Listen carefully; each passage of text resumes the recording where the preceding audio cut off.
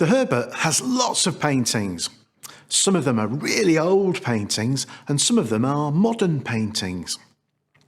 Lots of the artists are very famous and some of them even come from Coventry. Most of the paintings that we're going to look at today were done using oil paint. Now, lots of artists like to use oil paint, and usually when they use oil paint, they paint onto a canvas like this.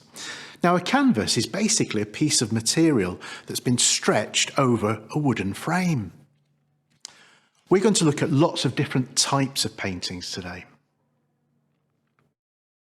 We're going to start out by looking at some portraits. But what is a portrait? Well, a portrait is a representation of a person, or it might be a representation of more than one person. You can have lots of people in a portrait. Also, it could show the whole body or just part of the body. We're going to look at portraits that are paintings, but actually a portrait could be, well, anything really. It could be a drawing or a sketch, it could be a sculpture, or it might even be a photo. Some other places where you might see portraits are on the front of magazines or newspapers, or you might see someone's portrait on an advertisement on the side of a bus, for example. There's one person's portrait we see almost every day.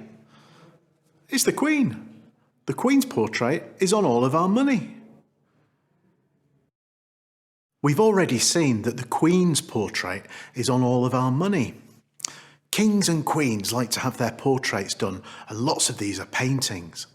This is a portrait of King George III. King George III, he was the king around about 200 years ago. This is one of the biggest paintings in the whole of the Herbert Art Gallery. You can probably tell that the king was alive a long time ago by looking at his clothes. His clothes look really old-fashioned. Sometimes when we look at portraits, we can often tell whether someone was alive a long time ago by looking at what they're wearing. The king wanted a portrait to make him look realistic, a bit like a photo might do. But they didn't have cameras and photographs when this king was alive, and so what the king would do, he would get a famous artist to paint him. The famous artist who painted King George was called Thomas Lawrence. Now, Thomas Lawrence was a really good artist. In fact, even when he was a child, he could sell his portraits to people. You see, his mum and dad owned a pub, and Thomas, young Thomas, he used to hang about in the pub and do little sketches of the people in the pub, and they were so good that he would sell them. When Thomas Lawrence grew up and became a young man, he became the king's painter.